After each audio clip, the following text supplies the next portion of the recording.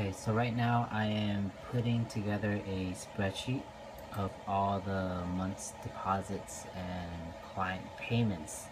And what this helps me to do is just to outline how many parents and students have enrolled, and with that, how much they paid. And of course, this data I'll be able to use later on to analyze and play around with and kind of see if, the monthly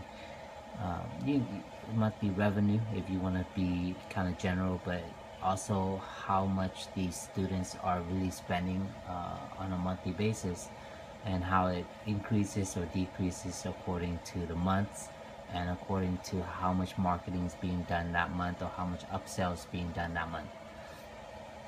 Also, with this new Excel that I just kind of created for this new 2015 year, is I also have a little bit more on the specific schedules and days that they have enrolled for. For example, you can kind of see start date, end date, meaning kind of how much, how long that payment will last from, right? Covering those the beginning and the end. And then this year, what makes it a little bit more detailed for me is that it allows me to kind of generally, in a quick glance manner, see what days and how many hours per day they've enrolled for. And it's not too relevant, but I see the days, how many days a week they've signed up. I haven't thought about what to do with that information yet, but we'll see. The start time and end time, it gives me a sense if they haven't been placed into the roster. This is kind of good to kind of see a few days down the line and still remember. It's like notes what times they've signed up.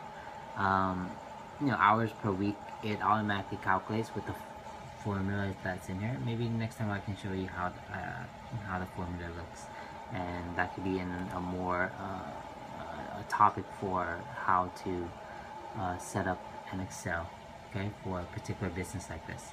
I put the service right there. It allows me to sort of see later on. I can basically see within a month what the increases are between private plans, in-home plans, group plans, and I'll compare that, across with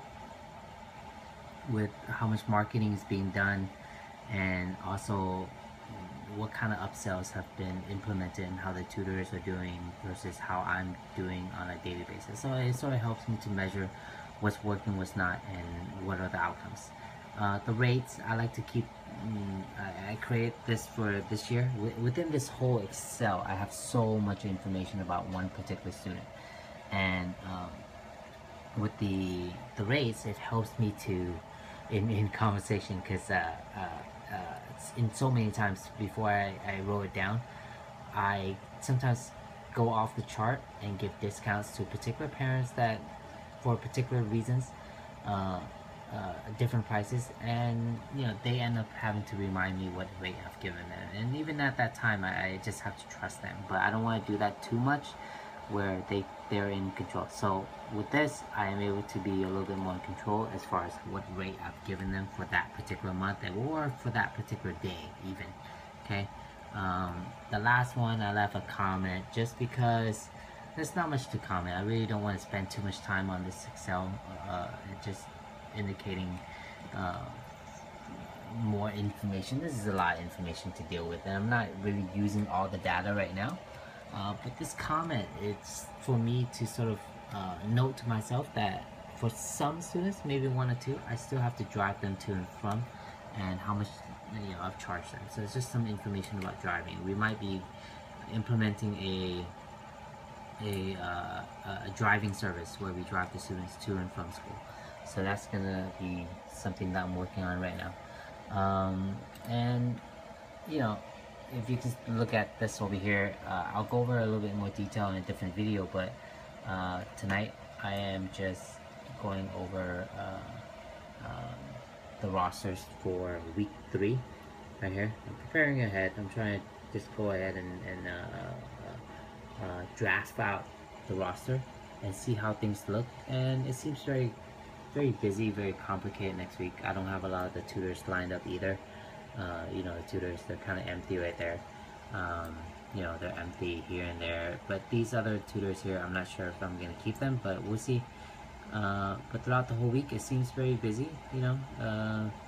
Um, and which is good. It's picking up, you know. New Year's picking up, and over here, I'll go over in details. I just want to show you that. And where am I? See this formula right here? How complicated that is, right? See the color coded up here, the scripts. I'll go over in details, but I love this sheet right here. Create from bottom up, and it's very useful. It provides so much data, and down here, this is where all my keys are, and these are the weeks. Week 1, 2, 3, 4, 5.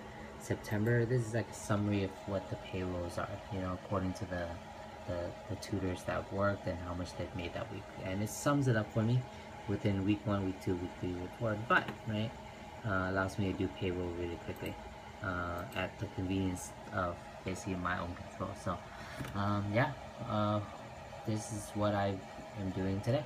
Okay, planning to open more locations, and hopefully with this Excel plus many others I've created, allow me to manage and organize myself a lot more. Okay, awesome, cool. All right, I'll see you guys.